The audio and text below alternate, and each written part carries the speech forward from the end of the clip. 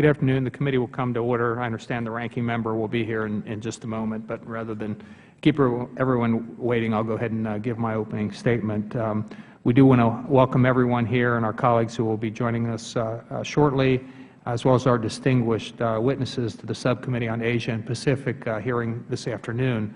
There is no doubt that today the Cambodian people are better off than they were in the late 70s under the Khmer Rouge, when as many as 2 million Cambodians were murdered.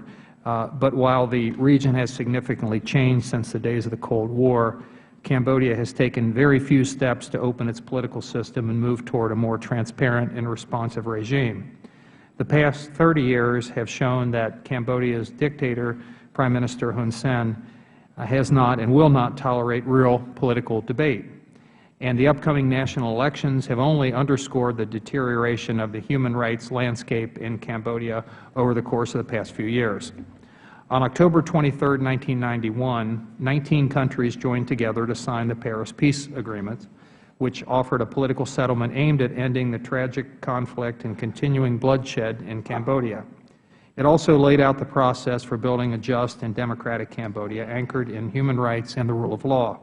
The United Nations maintained a mission in the country until 1993 to supervise the ceasefire, prepare Cambodia for its new constitution, and help ensure that its first general elections were free and fair. It was this agreement that planted the seeds for an environment in which the respect for human rights could be protected and could grow. 20 years have passed since Cambodia held its first national elections, but the vision for the Cambodian people that the international community put in writing is not yet a reality. Cambodia remains consumed by a corrupt political system that is becoming more authoritarian with each passing day. Hun Sen and the ruling Cambodian People's Party do not foster democratic discourse or respect the fundamental freedoms that will allow the Cambodian people to live more prosperous and fulfilling lives. Despite the large amount of foreign aid the U.S. and international community has provided to the Cambodian government and its people for the purposes of promoting human rights, civil and political liberties, improving educational standards, combating health risks, and increasing food security, Hun Sen is taking every action to make it nearly impossible for this aid to be effectively used in a political and social structure that is mired in corruption. On July 28th, Cambodia will hold its fifth election behind a false veil of democracy, during which Hun Sen will win his fourth term as Prime Minister through the incitement of political violence, corruption, and nepotism. This victory will only ensure a political, social, and economic future for the Cambodian people that is both uncertain and dire. The list of intimidating and repressive actions taken by the CPP is long. Last month, they expelled 27 elected opposition legislators from the National Assembly and attempted to prohibit radio stations from broadcasting all Khmer language foreign news. It also refuses to allow opposition leader Sam Rainsy from running in the upcoming election, has made death threats to human rights activists and organizations, and inhibits other opposition party members from running effective campaigns. In addition to severely restricting freedom of speech and association, Hun Sen has warned the Cambodian people that if they do not re-elect him, civil war will return. I commend the international community for its decision to not send election monitors to Cambodia and legitimize Hun Sen's illegitimate victory, but declaring the election not free or fair is not enough. U.S. policy toward Cambodia needs to change, and the Obama administration needs to take a much tougher approach to Asia's longest ruling dictator.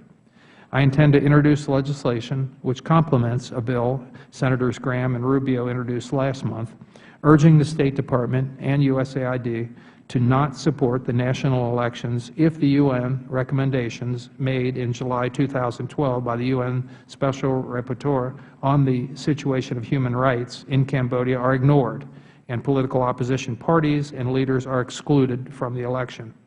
So far, neither has happened. The legislation also calls for the U.S. to withhold foreign assistance to the Cambodian government if the elections are not judged credible and competitive.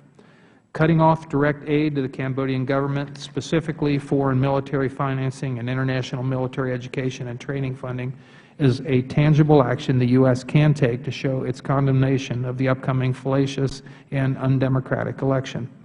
I also urge Secretary Kerry to issue a condemnation of the elections. A Department press release is not enough and will only highlight the Administration's indifference toward Hun Sen's actions and the human rights of the Cambodian people. Today, the real question is how much leverage does the U.S. still have in Cambodia and with Hun Sen? And how can the U.S. leverage its assistance to better address the growing human rights abuses in Cambodia at a time of incredible political instability? We have seen Cambodia's political and economic ties with China significantly grow, which has impacted the effectiveness of U.S. assistance to advance the rule of law, democracy, and human rights. Chinese loans, infrastructure development, investment, and aid has grown alongside Cambodia's resistance to address these abuses, which calls into serious question the Administration's decision to increase military financing to Cambodia and our overall aid strategy. I look forward to hearing from our witnesses this afternoon regarding all of the issues that I have just mentioned. And I now yield to my good friend from the American Samoa, the Ranking Member, Mr. Feli Mavega, for his opening remarks.